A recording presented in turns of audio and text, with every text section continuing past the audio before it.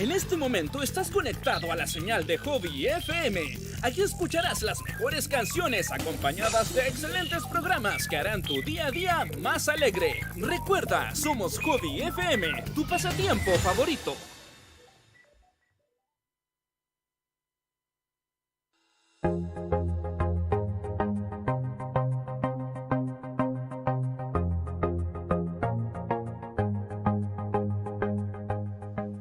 ¿Qué tal, gente, damas y caballeros? Sean bienvenidos a este nuevo episodio de Lo Micro a Lo Macro. Hoy tenemos un programa especial, tenemos un invitado, Sebastián Filippini, actual estudiante de doctorado en física y licenciado en astronomía de la Universidad Andrés Bello. ¿Cómo están mis dos compañeros de hoy día, mis dos partners, Sebastián y Turi, como siempre, el de todos los días? Bien, pues, como tú mencionaste, el Sebastián Filippini, todo lo que dijiste, y también es amigo pues, de nuestro grupo cercano de amigos. Él también participa en Cosmos Cuántico. ¿Y cómo estás, Sebastián? Bien, muchas gracias, Bastián, Mauricio, por invitarme. Yo aquí contento. Y hablar de ciencia, lo que siempre hablamos cuando nos juntamos de amigos, con amigos. Claro, sí. Quizás no tan formal como ahora, siempre con una cosita, un cóctel. Claro, pero eso, hablar de ciencia, que es lo que a nosotros nos gusta. Uh-huh. ¿Pero qué vamos a estar hablando hoy día, Turi? Cuéntanos. Bueno, vamos a estar hablando sobre los discos protoplanetarios, que es lo que el Seba hizo su tesis. Vamos también a hablar un poco de su experiencia, cómo ha sido su experiencia en el doctorado, cómo tuvo que postular, qué materias se ven. Recordar que él estudió astronomía, pero después hizo un cambio a física. Preguntarle por qué lo hizo. Un traicionero, un desertor. Un desertor. ¿Qué lo motivó a ese cambio? Y nada, de su experiencia, y que también él lo enseñe sobre su tesis. Claro, estar aprendiendo la esponja que decís tú, y vamos a hacer una esponja de conocimiento. Vamos a robarle todo el conocimiento al Seba. Quería comentar también que hoy día había una marcha. Oh, ¿verdad? Sí, po. Y yo no lo sabía. No, así que en el metro... Casi no llegamos. Casi no llegamos hoy día. En el metro las lacrimógenas estaban, pero uff. Así que si alguien sabe, lo pone en los comentarios de qué era la marcha, porque yo estoy completamente desinformado últimamente. Si no es estudiantil, pero... ¿cuál es el motivo? Estudiantil. Claro. Ya no es por el TPP que está de alto en boca ahora, el TPP-11, eso. Pero bueno, entonces vamos de lleno con el programa. Uh-huh. Abróchese los cinturones porque estamos despegando.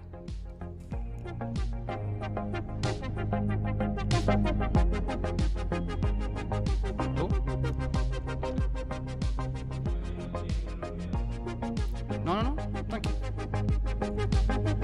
Dale, no. Bueno, después de esa breve pausa, hoy día no estábamos con video. No, la NASA no prestó el video hoy día. Así que, bueno, Filippini, ya te presentaste. Sí. Cuéntanos, ¿por qué decidiste estudiar astronomía? Primero que todo, para conocer un poquito de lo que... Al Filippini humano, antes de la Filippini máquina de cálculo y máquina de la física. Vamos a conocer la parte humana de Filippini. Bueno, en realidad todo nace desde niño, o sea... Desde chico, desde octavo básico, me gustaba naturaleza, por ejemplo, cuando daban en la básica, que astronomía, me gustaba, entendía bien, y ahí para adelante nomás. Después la media, me empezó a gustar la física, la matemática la entendía súper bien, entonces me motivaba, y yo cuando tenía que dar la PSU, yo sabía que tenía que buscar algo relacionado con la física, con la matemática. Los números. Claro. Pero ¿por qué no una ingeniería, por ejemplo? Porque Exacto. siempre dicen, los papás siempre, ya tú soy bueno para la matemática, Sí, ingeniero, Lucas. Sí, po. En cambio aquí, astronomía, pocas lucas. ¿Y de dónde trabajáis? Claro, no tenéis pega, pocas Sí. lucas. O sea, ¿por qué no ingeniería y sí astronomía? ¿Por qué no quería ser ingeniero? No queríais ser ingeniero. No, solo por eso, no hay más... Te llamaba más la atención el cómo funcionan las cosas que Claro. quizás estar encerrado en una oficina, haciendo su calculito. Bueno, yo no sabía, desde inicio no sabía cómo funcionaba todo este tema, no investigué muy bien, pero yo estaba muy claro que quería algo que tuviera matemática o física, que no sea ingeniería. Uh-huh. Y las opciones eran física y astronomía. Yo dije, ya, astronomía tiene que ser, y ahí la licenciatura en el Andrés Bello, Uh-huh. muy bueno, digamos. Buenos profes. Sí. Tiene buen departamento, Sí. a pesar de que es privada, que todos lo chacrean de repente porque es privado y todo, pero Sí. tiene buenos profesores, tiene un buen plantel. Uh-huh. Con lo que tú decías de que un ingeniero trabaja en una oficina, para que la gente sepa, el astrónomo casi siempre también trabaja en una oficina. O sea, el trabajo no es muy diferente, así como es en Hábitat, por ejemplo, son trabajos totalmente diferentes, pero también en una oficina, para los que piensan que solo ir a un telescopio y estar ahí mirando el cielo, así súper Igual, filosóficamente. el ambiente sí lo encuentro bien distinto yo. Sí, A es una súper oficina, no es como una oficina, no sé, pues, de contabilidad, una oficina de marketing o algo así. Es como todo más estresado, según yo. Sí. Bueno, igual te estresáis siendo profesor o haciendo las propuestas y toda la cosa, pero eres como más independiente, entre comillas. Ujú. Entre comillas. ¿Y en la licenciatura te gustó la experiencia, los ramos que viste? ¿Qué ramos te gustaron más o cuáles ramos te gustaron menos? ¿O con cuál tuviste más problemas? Bueno, la física y la astronomía de verdad parte ya después del segundo año, primer semestre del tercer año. Ujú. O sea, varios alumnos que llegan y se van en el primer semestre no se dan cuenta de todo lo bello que hay en el camino. Y, no sé, ramos de física, por ejemplo, electrodinámica, que es difícil, pero súper entretenido. Mecánica clásica, súper entretenido. Astronomía, me encantaron. Por ejemplo, pasan... a mí me separaron en dos, en galáctica y extragaláctica. Ujú. ¿Ya? Y no, son ramos muy, muy, muy divertidos, muy interesantes. Y ¿Tu ramo favorito de astronomía, por ejemplo? el que, Está estelar, galáctica, cosmología. el que más me gustó fue galáctica. No extragaláctica, galáctica, con la profesora Bárbara Roja. Sí, la tenemos ahora nosotros. Sí, sí. El exoplaneta. Sí, ahí Oye, más explora. cabe mencionar que de los amigos que todos entramos en la misma generación, el Seba fue que salió primero El pionero. de toda esa generación, po. Y bueno, de la generación que entramos, ¿cuántos habremos sido? ¿Como unos 60, 80 más o menos? No, unos 60, 50. Yo Como creo. 50 de los que... Sí. Y quedan más o menos como su 8, Sí. Como No, yo soy. creo que menos. menos. Po. Yo creo que unos 6 más o menos. Ujú. ¿Cuál es tu ramo favorito, el tuyo? De astronomía, ¿no? De De física. astronomía, estelar. Estelar. Sí, astrofísica estelar. Por lejos el que más me gusta. Buen profe. Igual. Sí, buen profe, y más encima que me gustan. Me gusta la evolución estelar, así como la vida de la estrella, más que cosas más a gran escala, como galaxias o como los núcleos activos que estuvimos hablando la semana pasada. Me gusta más la evolución estelar. Y el que menos me gustó de física, mecánica. No mecánica clásica, mecánica. El Que es primer como, mecánica. El mecánica de la partícula, el que seg- vendría haciendo ahora. El segundo Sí. ramo de física que se ve. Y el que más me gustó, mecánica cuántica y clásica. Son muy entretenidos, ambos. Clásica. Sí, A mí no me gustó tanto clásica. A mí también me gustó, por Sí. ejemplo, estelar, con el profesor Juliano. Ujú.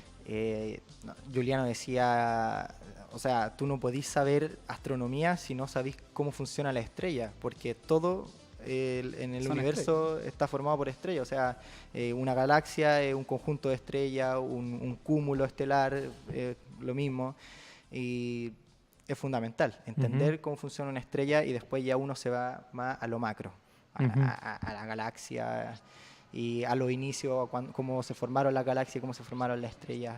Ujú. Que exactamente eso es lo que vamos a ver ahora. O sea, no cómo se formaron las estrellas, sino que el proceso de posevolución de una estrella que está recién naciendo. Ujú. ¿Y a ti, Mauricio, cuál fue tu ramo favorito? ¿De astronomía? En general, en todo. En astronomía estelar, igual es que enamora ese ramo. Y es como es como el primer ramo también que veis como así como astronomía, así como bien específico. Ujú. En cambio, los otros antes siempre eran laboratorio de astronomía, astronomía general.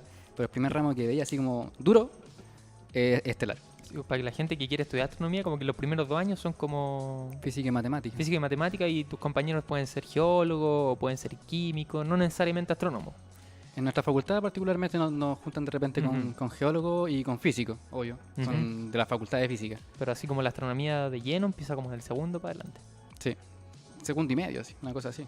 Ujú. Porque te meten unos ramos de astronomía al principio, pero son como para que tú digas, ya, estoy estudiando astronomía, ¿no? Es como lo del Discovery Ah, sí. Channel. Introducción a la astronomía. Claro. Pero bueno, tú hiciste una pasantía en Alma, cuéntanos cómo fue postular, el proceso de selección, qué hiciste ahí, qué aprendiste, cuáles son las buenas experiencias que te llevaste de ese lugar. Bueno, todo pasó muy rápido porque yo estaba con la malla antigua del Andrés Bello. Recuerden que cambiaron la malla hace poco Ujú. y el momento de que cambiaron la malla yo tenía que tomar una práctica. Y fue todo muy rápido, entonces me metí a Alma y vi que estaba necesitando a practicantes, gente que trabaje en Alma en las vacaciones de verano, digamos. Entonces postulé, necesitaba 2 cartas de recomendación, una carta motivacional y aparte venía con financiamiento la práctica, así que yo motivadísimo. Financiamiento. Remuneración. Te pagan a ti. Sí, Ya.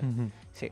Entonces salió todo preciso, necesitaba una práctica, yo ya estaba en el último año y, por ejemplo, pedí la carta de recomendación a la profesora Bárbara y a Matías Gómez, el director de carrera. A mí me aceptaron con un compañero que era de la Universidad Católica del Norte. ¿Ya? Solo aceptaron a 2 personas. Solo a 2 personas ese año. Ahora, Alta la competencia igual. Me imagino que postularon varias personas y quedó uno de la Católica del Norte y uno de la Andrés Bello. sí. Eso demuestra la competencia de los astrónomos de la Universidad Andrés Bello. Competente totalmente. Competentes. Sí. Bueno, ahora hay 2 alumnos, bueno, ya en este verano, porque todos los veranos necesitan practicantes en Alma en las vacaciones de verano. Y este año hubieron 2 compañeros del Andrés Bello. Sí, el Tommy y El la Tomás, Camila. la Camila. Sí, y ahí postularon, o sea, ahí quedaron 4. Sí, cada vez se amplían más los cupos seguramente. Que Claro. hay más, que hay como que los profes tienen no sé cómo funciona así, pero me imagino que el profe como que postula un proyecto para ese summer, esa escuela de verano, Sí. y depende de la cantidad de profes que tengan proyectos, es la cantidad de alumnos que se puede aceptar también. Sí, yo cuando postulé no lo vieron así, sino que en la carta de motivación tenía que poner, había una lista de todos los doctores que estaban trabajando en Alma y tenía que poner con quién me gustaría trabajar. No dieron antes los proyectos. Ah, No sé si me entiendes. el año pasado sí dieron los proyectos, si Sí. me acuerdo que dieron los temas. Habían varios temas y uno como que ponía el tema que más te interesaba, ¿no? Sí. Como a mí me tinca este, a mí me tinca este otro. Ya, bueno, en mi caso no aparecieron los proyectos, sino que los profesores, o sea, los doctores, digamos. Yo quería estar con un doctor que trabajaba en cosmología, Ya. ¿ya? Bueno, la cosa es que quedé, me mandaron un correo, empecé el 1 de enero, el 2 de enero me acuerdo, y con el doctor Antonio Ales, chileno. Me contó que tenía un proyecto sobre discos protoplanetarios y caracterización de discos protoplanetarios en una nube molecular llamada Ophiuchus. ¿Ya? Ya. Ahí vamos a ver todos estos temas más en detalle. Y que había un segundo proyecto después que yo terminara el primer proyecto con él, con el doctor Delvin, o sea, Bill Dent. Ya. Él es norteamericano y nos teníamos que comunicar en inglés con él. Y el proyecto era de curvas de espectros de velocidades en discos protoplanetarios de otra nube molecular que se llama Lupus. Ya. Ya. Y eso. Ah, pero tú hiciste las dos. Sí, Hiciste hice las dos prácticas. Ah, ya. Sí, Dos 2 proyectos. Ya, 2 proyectos. Interesante. Sí. Harta pega. Harta pega. Estresante, me imagino. Sí. ¿Y tú tenías información acerca de los discos protoplanetarios antes de eso o fue tu No. primera experiencia cuando No. entraste? O sea, en la universidad no pasan discos protoplanetarios. No, ahí tendría que ser un electivo. Sí. Sí, no pasan. No habían electivo. En ese tiempo no había ese electivo. tiempo. Sí. Sí. Así que en diciembre aproximadamente, o a fines de noviembre, el profesor Antonio Ales se comunicó conmigo diciéndome que tenía que leer unos 3 papers antes de llegar a la práctica y me pasó un documento completo de la historia y de cómo se ha descubierto estos temas, cómo ha evolucionado la investigación en los discos protoplanetarios. Interesante. ¿eh? Sí, interesante. A mí me gusta el tema de los discos protoplanetarios. Yo hice un curso de radioastronomía que, bueno, no ven los discos protoplanetarios, pues como la herramienta por la cual se pueden observar. Una de las que yo sé, quizás se pueda observar en otras longitudes de onda. Pero es interesante porque es como cómo nacen los planetas. Esa etapa evolutiva de un sistema solar me interesa mucho a mí personalmente. Yo creo que todo lo que tenga que ver con planetas le interesa a la mayoría de la gente. Ujú. Sí, a la mayoría de la gente, pero como a la comunidad científica hay muchos que no les gustan los temas de los exoplanetas. Es que relativamente no es tan viejo.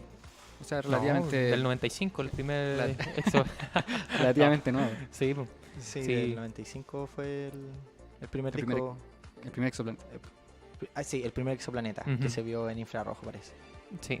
Y Ya, antes de entrar de lleno con la materia ya dura, así de los discos protoplanetarios, yo quiero saber por qué eres un deserto. ¿Por qué te cambiaste? ¿Por qué de astronomía preferiste cambiarte ahora al doctorado en física y no al doctorado en astronomía? Yo creo que la gente igual se lo pregunta. ujú. Bueno, ¿Quién te convenció? Sabiendo que tenía todas las capacidades como para entrar a un doctorado en astronomía, mucho más seguro, en mi opinión, que de física, porque hiciste tu pasantía en ALMA, que es como la institución más destacada actualmente en astronomía. Entonces, si postulabas ahí en astronomía, quedaba ahí, pero sí, ¿seguro? incluso Matías Gómez me dijo y todo. Sí, No, no. yo creo que varios profes se sorprendieron también. Sí. Hasta yo también me sorprendí Sí. porque yo no me lo esperaba. no, fue una traición. Así. Bueno, en último momento han habido hartas traiciones. Bueno, la cosa es que, bueno, hay dos tipos de científicos, digamos. Uno que es el experimental y el otro es el teórico. Y el astrónomo es 100%, bueno, digamos que el 80% es experimental. Ujú. Necesita imágenes concretas para poder analizar los Los datos, datos. hacer modelos, y esos modelos vienen con física teórica, que son los astrofísicos teóricos que hacen esos modelos, o ni siquiera un astrónomo experimental también puede hacer todo eso. La cosa es que el 80% son experimentales, y a mí esa palabra no me gustaba mucho. Tú eres más de la teoría. Sí, a mí Las me fórmulas, calcular ahí. Claro, imaginarte qué puede estar pasando en ese momento, todos los procesos que involucran a lo que estáis estudiando, y eso viene más con la física teórica, Ujú. Ya. ¿Qué rama de la física te cambiaste tú? a alta energía. Alta energía. Sí. Mm. Igual como que estos dos mundos tienen su cierta rivalidad, en mi opinión, que no debería ser así, pues. Como que uno subestiman al otro, los otros lo subestiman, y como que siempre hay como esa pequeña rivalidad. No sé si ustedes sienten eso en el Sí. mundo de la astronomía y la física teórica. En general es como la ciencia exacta con los ingenieros y cosas así. Siempre está como esa rivalidad de, no, yo soy mejor y cosas así, pero yo creo que eso igual es natural del ser humano. Ujú. Sí, yo creo que sí. Es natural así como, lo mío es más importante, no, lo mío es más importante. No, Pero, los biólogos dicen que lo Yo mío creo es más que esa importante. pregunta de cambiarse a una física, yo creo que a todos nos pasó por un cierto momento. Yo también estuve a punto de cambiarme a física después de dar mecánica clásica, que fue un curso así como que me cambió El switch. me cambió el switch, y me gustó harto la física teórica. Pero también me gusta mucho analizar datos, interpretar datos, y también me gustaría hacer el link, porque el astrofísico también, bueno, dicen, tenemos una cierta cantidad de datos y sabéis que está pasando esto, hay una cierta relación entre estas cosas y esta otra. Pero vamos a buscar el proceso físico que causa eso. Sí. Entonces, eso a mí, de verdad, a mí me interesa eso. Y encuentro que ahí como que conversan estas dos rivalidades. Sí. Pero bueno, basta de hablar del invitado. No es por nada. Estaba interesante la conversa, pero la gente estaba esperando ya que vayamos de lleno con la materia, de lo que son los discos protoplanetarios. Así que podríais explicarnos más o menos un poquito de partida qué son los discos protoplanetarios y lo que es una nube molecular, que también se basaba en tu tesis. Sí, ya. Bueno, primero que todo, el Sol, ¿ya? Vamos a hablar primero del Sol. El Sol se encuentra aproximadamente a mitad de camino del centro de la galaxia hasta el extremo. Voy a hablar en términos que nosotros conocemos, a 8000 parsec del centro de la galaxia hasta donde está el Sol, ¿ya? Ujú. Y está ubicado en el disco galáctico, Ujú. ¿ya? Lo interesante es que en el disco galáctico, aparte de haber aproximadamente 200 millones de estrellas, hay harto gas. Y ese gas se junta para formar nubes moleculares que son muy frías, que estas nubes moleculares son las cunas donde nacen las estrellas en realidad. Bueno, estas nubes moleculares tienen órdenes de masa de unas 2000 masas solares, Muchas veces la masa del Sol. Sí, Sí. son gigantescas. muchas veces la masa del Sol, y en distintos puntos de la nube molecular se forman núcleos más densos, irregularidades, que empiezan a colapsar colapsan y se empieza a formar un disco de gas, y un disco que empieza a girar y empieza a agregar materia para formar la estrella. Cuando la estrella ya se formó, empieza la etapa de formación del disco protoplanetario. O sea, la primera etapa de este disco es prácticamente una nube que envuelve a la estrella. Es una nube que no tiene forma de disco, sino que una nube inhomogénea que rodea la estrella, y a medida que empieza a rotar, empieza a formarse plano, como un disco, y el gas que estaba alrededor, la envoltura, empieza a salir, como por estos jets que expulsa la estrella que se formó recientemente. Ya, estos discos se caracterizan por su evolución, primero. Uno cuando observa un disco en el telescopio, digamos, en infrarrojo, específicamente, ve el espectro de energía. Ya, dependiendo del espectro de energía que este tiene, se puede saber en qué etapa de formación está. Por ejemplo, un disco se ordenan por número. El 0 es el que está recién naciendo, el 1, el 2, y en este caso yo estudié los discos que estaban en la etapa 2. Hay unos discos que se llaman... ¿Por alguna razón en específico estudiaste el...? Sí. Lo que pasa es que los discos cuando nacen y pasan de 0 a 1 se demoran 0,5 millones de años. Nada. O sea, en escala astronómica, nada.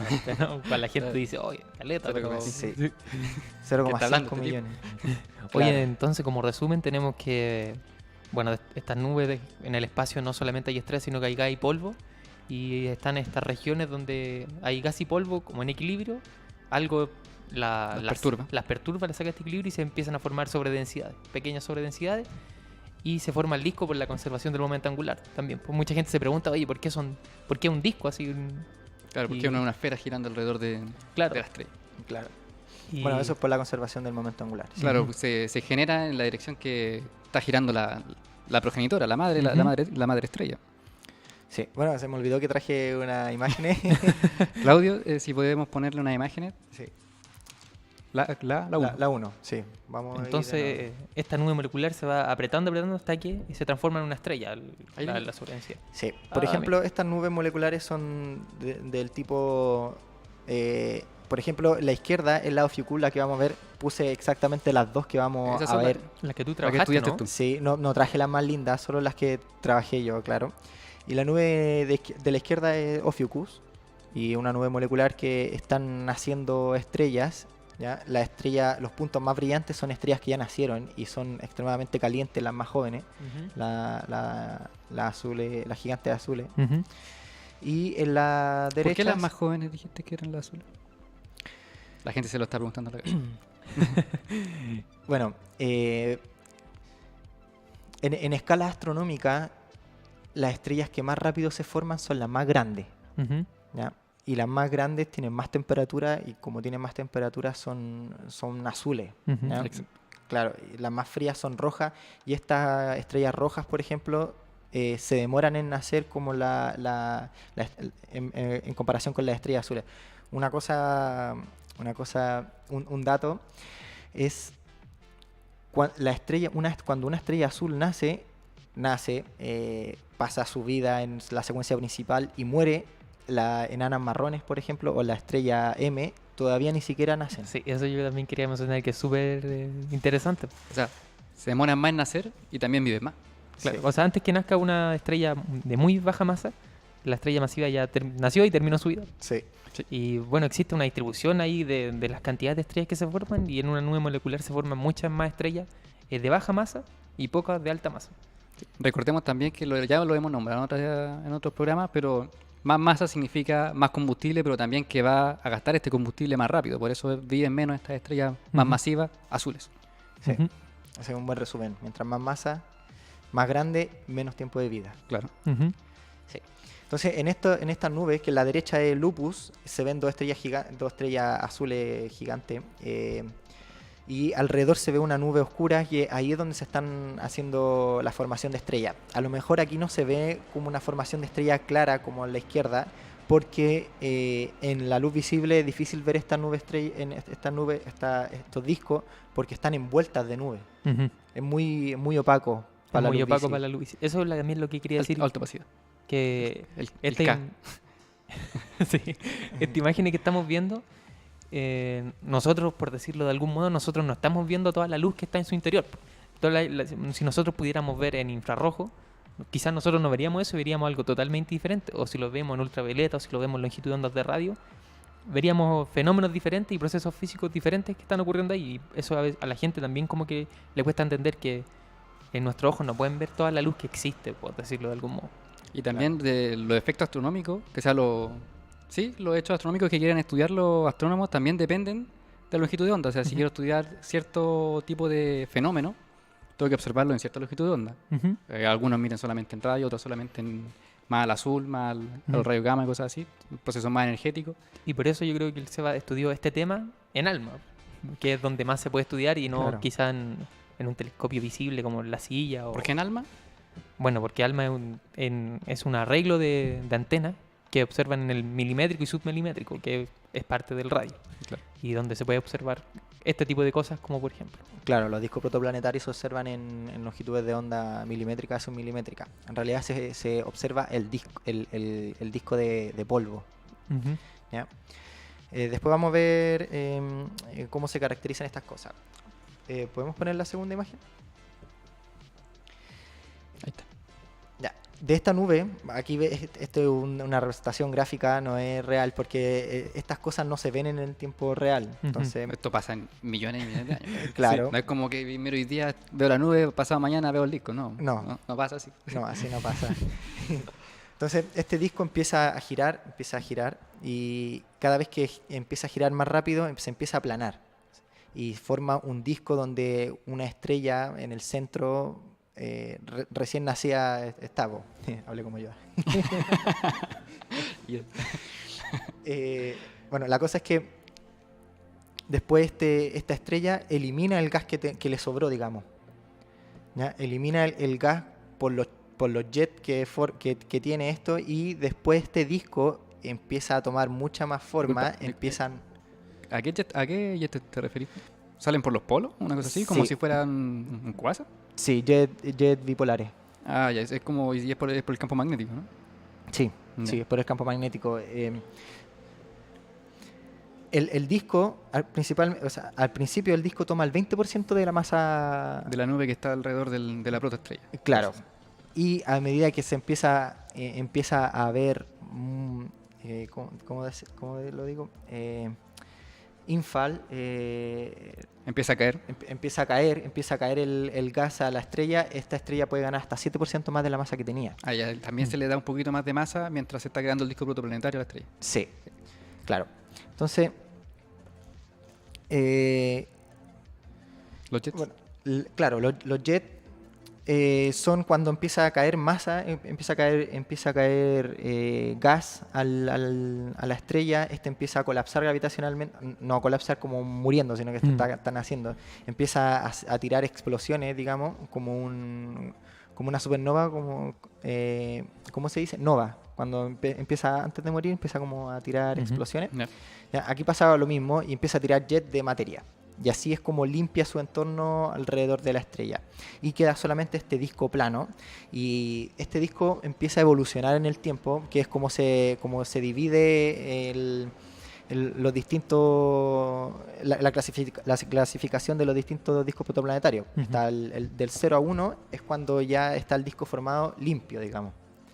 Ya, y cuando empieza a evolucionar del 1 al 2 es cuando los granos de polvo empiezan a crecer. Empiezan a crecer, a formarse, a juntarse para formar planetesimales, y empieza a girar esto, a limpiar el gas, a limpiar el polvo, y empieza a formar planetas, y ya pasamos a discos que están en la etapa 2, y así sucesivamente hasta que ya se forma un sistema solar, digamos. Entonces, no, dale. No, es que me preguntaba si el tiempo, porque me imagino que del 0 al 1, del 1 al 2, no pasa al mismo tiempo, No. pero también depende de la estrella. No para todas las mismas estrellas se va a demorar el mismo tiempo en pasar entre 0 y 1 que para, no sé, una como la G, como la del Sol, o una Sí. M como la una más chica. Sí, a ver. Yo tenía entendido que esa clasificación era por la distribución de energía espectral, que Sí. es lo que tú mencionaste. Entonces, uno como que pesa la energía del disco protoplanetario y eso como que define su etapa dentro de... ¿Qué es lo que es la SED? Que sea la distribución de energía espectral. La SED, ¿Cómo en explicarlo con ¿cómo lo explicarías tú?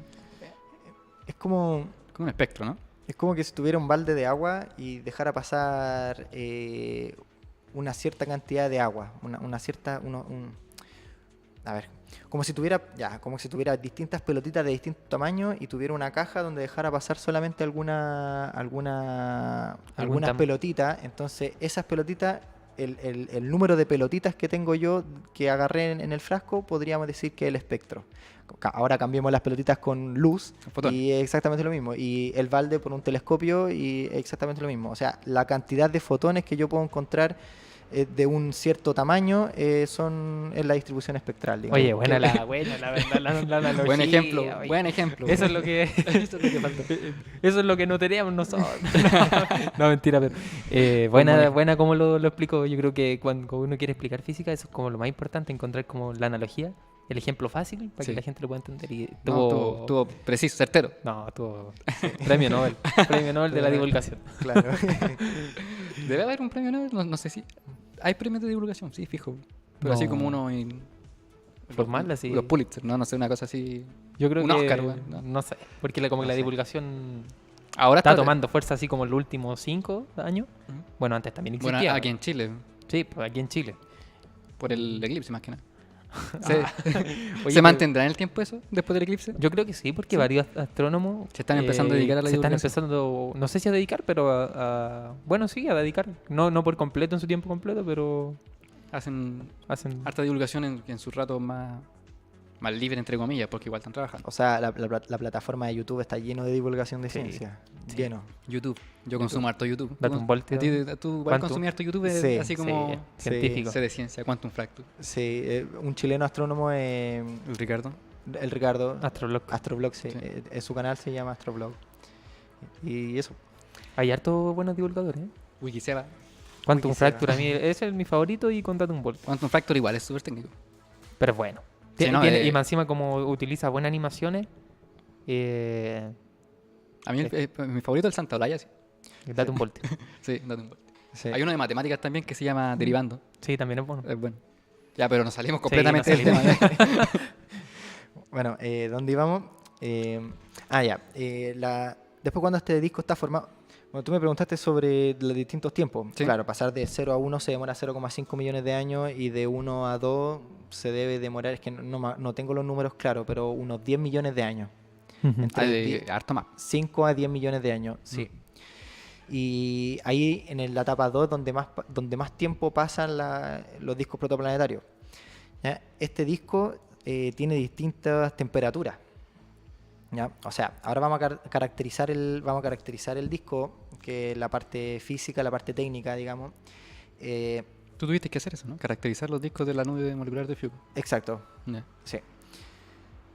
Pero algo más general, yo lo que tuve que hacer fue calcular parámetros físicos que uno necesita para poder entender después qué es lo que va a pasar, la evolución. ¿Ya? Uno siempre en física necesita como las condiciones iniciales para después ver cómo evoluciona esto a través del tiempo, para predecir en realidad. Bueno, en esta etapa 2 los discos se caracterizan por tener distintas zonas. ¿Puedes poner la imagen 3? Claro, por tener distintas zonas. Vamos a ir conversando desde el centro hacia el exterior. La parte más central es la estrella que está tirando rayo ultravioleta, digamos, y está alejando todas las partículas de gas hacia el exterior. Está emitiendo en rayo ultravioleta la estrella. Sí, Sin importar la masa. O sea, si una estrella, porque una estrella pequeña igual es más difícil que emiten en esa longitud de onda. o sea, todas las estrellas emiten, yo creo que todas las estrellas emiten en ultravioleta. O sea, Claro, si uno va al en mayor o espacio, menor medida. los trajes espaciales del Sol, que el Sol es una estrella chica, digamos, tienen que tener protecciones de rayo ultravioleta. Si nosotros no tuviéramos la Ujú. capa de ozono, los rayos ultravioleta nos matarían, Sí. digamos. Ujú. Entonces, claro, pues estos rayos ultravioleta o los rayos X empujan el gas hacia el exterior y se forma ahí una onda de choque. ¿Ya? Esa onda de choque hace que la temperatura dentro del disco sea distinta. Por ejemplo, la parte más exterior es la parte más caliente porque donde le llega la radiación constante de la estrella de la estrella recién nacida. Después ahí dominan los fotones, dominan la luz, están las moléculas ionizadas, incluso no se pueden formar moléculas ahí porque está muy caliente, claro. Después viene una zona interior, un poco más interior, donde ahí sí se pueden formar moléculas más complejas a temperatura más razonable. Y está la parte central de este disco, que es la parte de polvo, digamos, de hielo. Hay una línea que se caracteriza con los discos protoplanetarios que se llama la línea de hielo, que después la temperatura del disco empieza a disminuir a medida que yo me alejo, ¿cierto? Mientras más lejos estoy de la fuente, más frío está, y hay un punto intuitivo exacto. Intuitivo. Sí, intuitivo. Hay un punto exacto donde el carbono, o sea, el CO, no sé cómo se llama esa molécula. ¿CO2? No, ¿O CO. CO? Carbono con oxígeno. Monóxido de carbono. Monóxido de carbono. El agua, distintas moléculas se congelan. ¿Ya? Se congelan y alrededor del polvo. ¿Ya? Se me olvidó comentar que el gas, o sea, en el disco protoplanetario está formado de gas y de polvo. Ujú. El polvo es el 1% del gas. ¿A qué te refieres con polvo? Porque la gente tú dices polvo y se está imaginando el que uno sacude en la mañana en la casa, así cuando va a ver la tele. Yo diría que podría ser Sí. eso. O sea, son Pero- moléculas de polvo. Pero a escala pequeñísima, o sea, micrones. Micrones, claro, milimétricas. Sí. Sí. Milimétrica y... Por ejemplo, 9 milímetros, un polvo de 9 milímetros de 1.3 milímetros, que es la longitud de onda que observa radio. Ujú. Se supone que del porte del grano es la emisión de lo que estamos observando. ¿Ya? Este polvo es rodeado de este hielo, digamos, el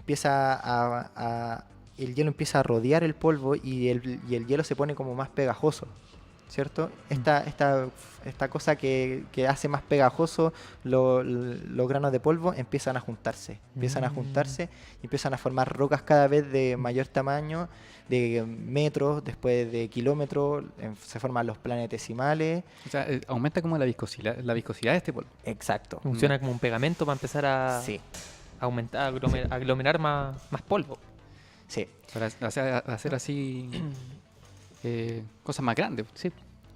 Sí, y uno también se podría preguntar por qué el polvo se centra en el disco y no está distribuido uniformemente dentro del... O sea, dije disco, en el centro del disco. Porque Ya. observamos, nosotros lo que observamos fue un corte, digamos, transversal del disco, y el disco tiene una parte externa. ¿Y por qué no se distribuye homogéneamente? Lo que pasa es que el polvo, como son partículas más grandes que el gas, cuando empieza a rotar, como que siente el aire y empieza a frenarse. Cada vez que rota, siente el aire del gas y empieza a frenarse y empieza a perder energía cinética y cae directamente, forma como un plano. Ah, ya, entonces están todos en el mismo plano el polvo. Sí, Está como en un anillo. claro. Es como que genera roce con el gas y disminuye su energía. Así me lo imagino yo, no sé si... Sí, el polvo está en un plano y el gas está en un disco, pero como el gas está como en un toro, forma un toro, y el polvo forma un plato. Para que la gente sienta un toro es como una dona. Claro, es una dona, Sí. un toroide. Sí. ¿Eh? Un Pueden toroide. buscarlo ahí en La gente en dice, Google. oye, ¿qué hace un toro ahí? Sí, es como es una dona, sí. Veíamos en la imagen, no sé si yo vi mal, en las imágenes que vimos antes, el T-toro era más delgado más cerca de la estrella, y a medida que se va alejando la estrella es más grueso. ¿Por qué pasa? Sí. Pasa porque la estrella empuja. Está constantemente empujando el gas hacia afuera. Entonces, mientras más lejos, menos empuje tiene y más lugar tiene para estar distribuido. No sé si me Sí. expliqué bien. Sí. Sí, incluso hay discos protoplanetarios todavía que tienen la nube envolvente ¿ya? Que todavía no la elimina completamente. Y eso es uno de los problemas que dificulta el ver estos discos de polvo, que es lo que vamos a hablar más adelante. Ujú. Oye, ya estamos llegando casi a la... Sí, a la- se pasó demasiado rápido. Quedan como 15 minutos. algo así. Ya. No, pero tranqui, ahora vamos con un temita para bajar un poquito las revoluciones. Ujú. Y les tenemos un tema de la banda Lee Rock. ¿Sí? Esto es que nosotros hicimos un llamado, por así decirlo, y le dijimos a la gente con banda emergente que nos mandaran un temita, más que nada para nosotros ponerlo aquí para que descansar un poquito de la oreja y todo. El tema se llama Ya no hay vuelta. Ya no hay vuelta atrás, perdón. Ya no hay vuelta atrás. Lo dije a la mitad. ¿Ya? Así que los dejamos con este temita y después vamos a comentarlo un poquito. Si es que podemos dejar el logo del próximo evento de la banda en pantalla, Claudia, por favor. No se despeguen.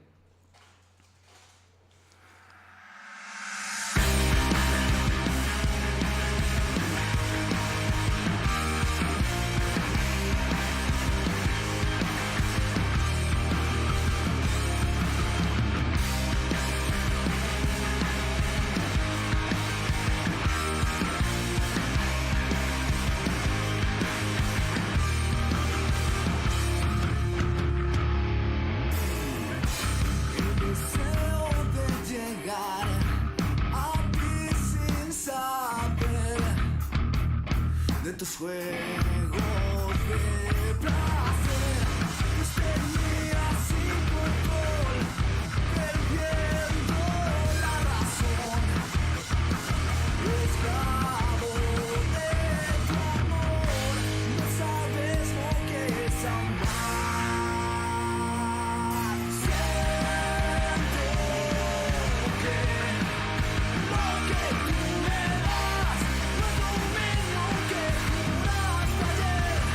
Ya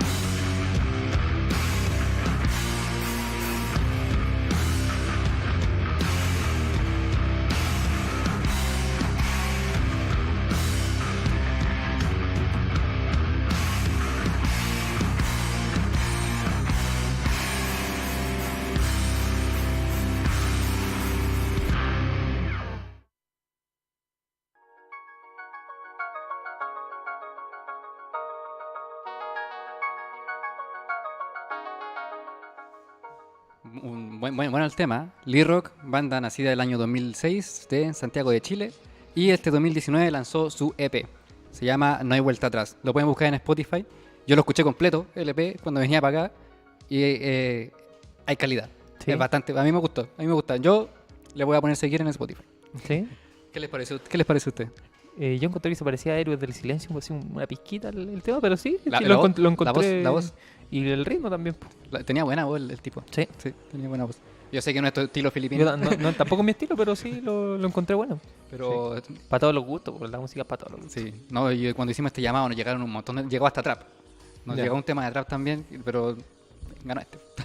Pero va a seguir, vamos a seguir toda la semana tirando sus temitas emergentes, la banda emergente que quieran promocionarse. No somos una gran pantalla como para promocionarse, pero Algo. queríamos aportar un poco. Pero bueno, volvemos de lleno entonces con lo que es tu tesis, algo más específico de los discos protoplanetarios. Sí, bueno, ahora nos vamos de lleno a lo que realmente hice yo en Alma. Recordad que hice 2 proyectos. Voy a hablar de los 2 proyectos, uno con Antonio Ale y nosotros utilizando ALMA, el telescopio ALMA, que observa en longitudes de onda de radio, ¿ya? Observamos en el continuo, en este espectro que expliqué delante, observamos en el continuo que está aproximadamente cerca del 1.3 milímetros, ¿ya? ¿Qué es lo que observamos? Observamos nosotros el polvo. Aquí podemos poner la siguiente imagen. Claro, nosotros observamos el polvo de estos discos protoplanetarios de la nube molecular Ophiuchus. Ahora estamos en Ophiuchus, ¿ya?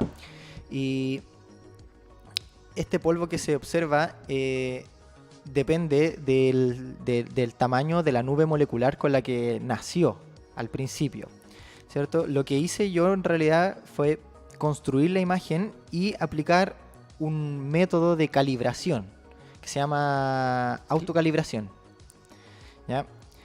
Estas imágenes son las imágenes bonitas y en realidad lo grueso que hice yo fue un programa.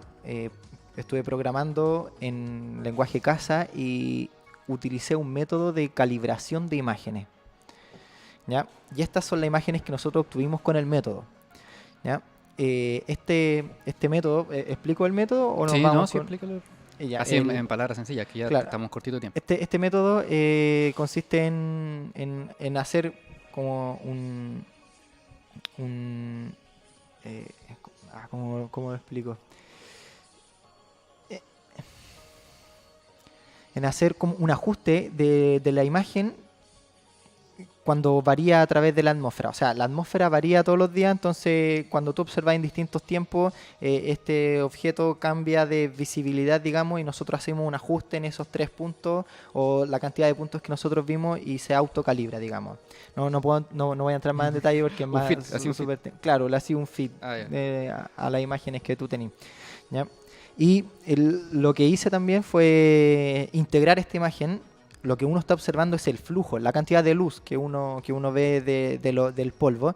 Y cuando uno suma los distintos fotones que hay, obtiene el flujo del objeto, la cantidad de luz que emite. Y con el flujo se puede estimar, por ejemplo, la masa. Una propiedad física importante es la masa. ¿Cómo relacionáis ahí el flujo con la masa? Bueno, hay una ecuación. Sí. Como para todo. Claro, o sea, obviamente, más técnico, o sea, más intuitivo, digamos, mientras más luz emite algo, más masa tiene. Por lo que decíamos también delante de la estrella masiva. Claro, es aproximadamente lo mismo. Si tú tenías una linterna comparado con un foco, la luz que emite el foco es mucho más grande, por eso es mucho más grande el foco. O sea, Hay más flujo. Hay más flujo, claro. Mientras más flujo, más grande Oye, es la fuente. Cuando dice Filipini que hay más flujo, pueden imaginárselo así como si el gran foco es como una manguera de fotones. Entonces, si es más grande, entonces va a haber un mayor flujo de fotones. Claro. Entonces, ese flujo integrado que yo que pude determinar con estos discos, me pudo determinar la masa, ¿ya? La masa del polvo. Recordar que yo estoy solamente observando el polvo. El gas se ve en otras longitudes de onda, como por ejemplo infrarrojo o... Bueno, infrarrojo. Y para poder calcular la masa del disco, porque hay que considerar el polvo y el gas. Los planetas gaseosos están formados de gas y poco polvo. Tiene una relación que es el 1% del polvo, o sea, el 1% del gas es el polvo. Entonces hace una pequeña relación y aproximadamente estos discos tienen como... A ver, aquí tengo el número exacto. El dato El dato duro. exacto, el dato duro, el que te gusta a ti. Sí, Ahí el dato, pum, Al preciso, hueso, al hueso. sí. Claro, aproximadamente el polvo tiene un promedio de 25 masas terrestres. 25 masas terrestres. Sí, y en total 25 tierras. Ujú. Claro. La masa total del polvo, son 25 tierras. se puede formar como 25 tierras en Claro, el sistema. Sí, eso es como la relación que uno ve. 25 tierras se podrían formar en esos sistemas. Sí, pues si tiene 25 masas. Pero eso no es lo que queda como al final, por ejemplo. Como que se pierde en el camino ese polvo. Claro, o sea, la conversión de polvo a planeta no es 100% efectiva. Por Claro. eso se pueden formar, por ejemplo, como en el sistema solar, 4 planetas terrestres aproximadamente de los tamaños de la Tierra, un poco más grande, un poco más chico. Entonces esas 25 masas terrestres se convirtieron en 4 planetas rocosos. Y los planetas gaseosos también tienen núcleos de polvo, de sólido. Ujú. ¿Ya? Entonces ahí también se distribuye el polvo, digamos. Entonces, eso fue lo que hice con Antonio Ale. Sacamos unas conclusiones de cantidad de flujo promedio de Ophiuchus. Nosotros vimos aproximadamente 200 discos protoplanetarios y sí, sacamos promedio. Caracterizamos algunos de las imágenes que tengo. Hay algunos que eran sistemas binarios que son súper bonitos. Mira, ¿podemos poner la imagen de nuevo? ¿Cuál? Igual que en... ¿Qué imagen? ¿Qué Sí, sí, número? yo vi dos discos en una. La última imagen. Claro. Mira, por ejemplo, los dos primeros son los más brillantes de Ophiuchus, ¿ya? Que se ven bastante nítidos, digamos. El tercero, de arriba, el tercero hacia la derecha, es un disco que tiene brazos espirales. Esto puede ser una señal de que hay un planeta en formación. Cuando tiene brazos espirales, se ve ahí un poquito que tiene brazos espirales. Cuando hay brazos espirales, porque puede haber un planeta en formación activo que está robando polvo en esa zona, digamos. Abajo, el de la izquierda, se llama un disco de transición, que se ve caracterizado la línea de nieve, que dije yo. ¿Ya? Como que el polvo ya se alejó de la estrella principal. El de al medio de abajo es un sistema binario, pero un sistema binario que están las estrellas tan juntitas que sus discos se juntan. El del centro. El del centro. al El medio. del centro de abajo, Ya. ¿ya? Pasa piola como uno. Claro, pasa Uno como podría uno- confundirse. Claro, podría confundirse como el de la izquierda, como un disco de transición que se le llama, pero no, yo investigué y este es un sistema binario. Que está ¿Cómo descartáis que es un sistema binario y no que uno de transición como el anterior? Por el flujo que tiene en el sistema binario, que sabemos que es binario, tiene dos concentraciones Ujú. de flujo donde está la estrella, digamos. Y en el de la izquierda, en el de transición, el disco es homogéneo. Ah, ya, Mm. entonces si uno va al dato duro, al flujo, va a haber como dos picos, una cosa así. Claro. Oye, va a haber dos y picos. todos estos discos están en la misma nube molecular, ¿cierto? Sí, en la misma nube molecular. La gente también se confunde y piensa que de una nube molecular Sale- nace una estrella. No, es como, Y nacen un montón. Es como un hospital, salen Sí. hartos bebés de ahí. Sí. Claro, y la última es dos discos, o sea, dos estrellas que están más lejos, son un sistema binario y son débiles. Son uno de los más débiles. Mientras menos azul se ve, es porque hay más ruido de la imagen. Sí, eso te quería preguntar por qué los fondos son. Uno es más azulito, uno es más celeste, uno se ve algo más granular también. Claro, porque el ruido, digamos. Uno siempre cuando observa en un telescopio tiene esa señal de ruido que molesta, que a uno le gustaría que no existiera. Sí. Sí. En el mundo ideal. Y claro, en el mundo ideal, el ruido se compara con el flujo del polvo, digamos. Entonces se confunden. Así que se camufle, por así decirlo. Claro, se puede Que el camuflarse. flujo que tú estás pensando que es de tu estrella en verdad es ruido. Ujú. Como siempre lo miden como la señal a ruido de la imagen o de Eso, esas yo cosas. tuve que descartar una señal de ruido de 3. Y lo que hacía el método que hice yo, la autocalibración, lo que hacía era aumentar la señal de ruido. O sea, bajaba el Sobreestimar. polvo y aumentaba el flujo del polvo. Para asegurarse que Para asegurarse que tú estás viendo realmente el polvo de... ni no del ruido disco. del fondo. Exacto. Oye, se nos pasó rápido. Pasó volando el tiempo. Sí. Quedaron cosas inconclusas, yo creo. Sí, yo creo que lo podíamos dejar para otro capítulo porque Sí. estuvo súper interesante y bueno, y ojalá que la gente le haya gustado. También.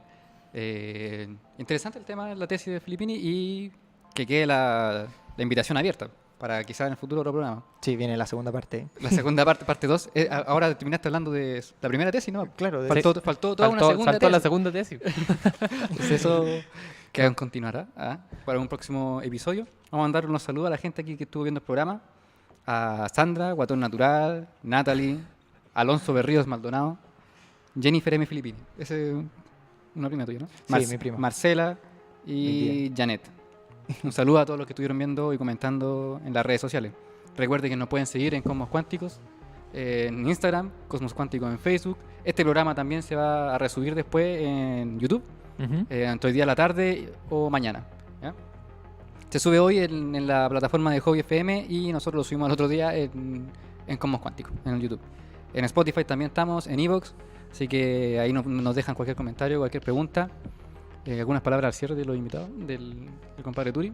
No, estuvo súper bueno el así que lo dejamos para la segunda parte. Y súper interesante, porque hubo cosas que yo no sabía. Sí, no, hoy día Oye, hoy día y somos una esponja. Y hubieron hartas noticias la semana por el movimiento telúrico en Marte, que podemos estar hablando en el otro capítulo. Sí, quedaron algunas imágenes pendientes también que yo traje. Sí, tenemos una unos sección memazos. también, unos memes. Pero bueno, Será para la otra. para la otra. Así que con eso nos despedimos. Chao, chao, hasta la próxima.